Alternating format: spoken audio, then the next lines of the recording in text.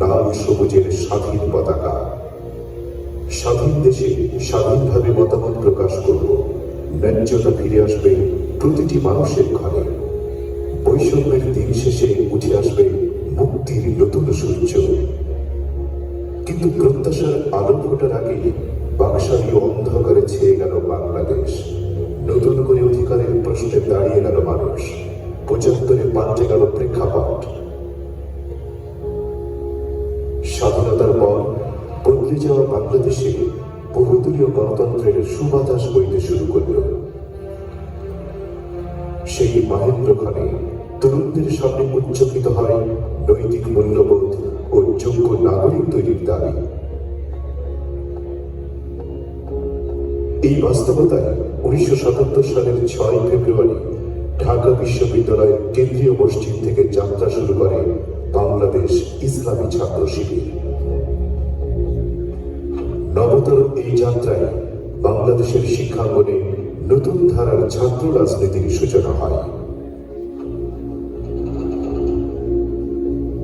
জাহেলিয়াতের সমস্ত চ্যালেঞ্জের মোকাবেলায় ইসলামের শ্রেষ্ঠত্ব প্রমাণ করার যোগ্যতা সম্পন্ন নাগরিক তৈরির লক্ষ্যে কাজ শুরু করে বাংলাদেশ ইসলামী ছাত্র শিবির। শিক্ষা, শৃঙ্খলা এবং ইসলামী মূল্যবোধের আলোকে তরুণ প্রজন্মকে গড়ে তোলায় শিবিরের দৃপ্ত অঙ্গীকার। ঢাকা বিশ্ববিদ্যালয়ের কেন্দ্রীয় মসজিদ ছিল এই সংগঠনের প্রথম সাংগঠনিক কেন্দ্র। এই মসজিদ থেকেই শুরু হয় ছাত্র শিবিরের আনুষ্ঠানিক নবযাত্রা। প্রথম বছরে গঠিত হয় সংগঠনের সংবিধান, গড়ে ওঠে পাঠচক্র, স্টাডি সার্কেল ও ছাত্র সংবাদ প্রকাশনা। শিবির তখনই ঘোষণা করে তারা একটি জ্ঞানভিত্তিক, চরিত্রবান, নেতৃত্ব তৈরির আধুনিক সংগঠন হতে চায়। তাদের মূল লক্ষ্য শিক্ষিত ও নৈতিক সমাজ গঠন। ঢাকা বিশ্ববিদ্যালয় থেকে ধীরে ধীরে সংগঠনটি ছড়িয়ে পড়ে রাজশাহী ও চট্টগ্রাম সহ দেশের সকল বিশ্ববিদ্যালয় ক্যাম্পাসে, ছড়িয়ে পড়ে স্কুল, কলেজ, মাদ্রাসায়।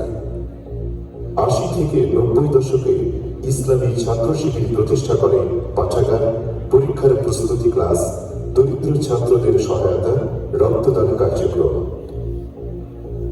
এমন গঠনমূলক কাজের মাধ্যমে শিবির নিজেকে শুধু রাজনৈতিক নয়, ছাত্র কল্যাণমুখী সংগঠন হিসেবেও পরিচিত করে। কাঁটাযুক্ত ডালে গোলাপ ফোটে, তাই তো গোলাপের পাশেই কাঁটা। ইসলামী ছাত্র শিবিরের পথ চলাও সহজতর ছিল না। বাংলাদেশের রাজনৈতিক অস্থিরতার সময় ছাত্র শিবিরের বহু নেতাকর্মী হামলা, নির্যাতন ও হত্যার শিকার হয়।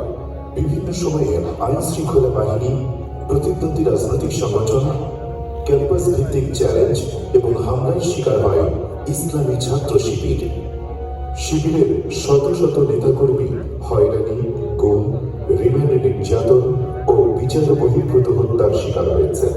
তাই বাংলাদেশ ইসলামী ছাত্র শিবিরকে শহীদি কাফেলা বলে আখ্যায়িত করা হয়। সন্ত্রাসের ভয়াল থাবা সত্ত্বেও শিক্ষা ও আত্মগঠনমূলক কাজকে গুরুত্বের সাথে এগিয়ে নিয়েছে বাংলাদেশ ইসলামী ছাত্র শিবির। মেধা চর্চার মধ্য দিয়ে তরুণদের সংগঠিত করেছে। স্টাডি সার্কেল, নেতৃত্ব প্রশিক্ষণ, ক্যারিয়ার গাইডলাইন এসবের মাধ্যমে শিবির নিজেকে জ্ঞান চর্চা ভিত্তিক ছাত্র সংগঠন হিসেবে প্রতিষ্ঠার যাত্রা অব্যাহত রেখেছে।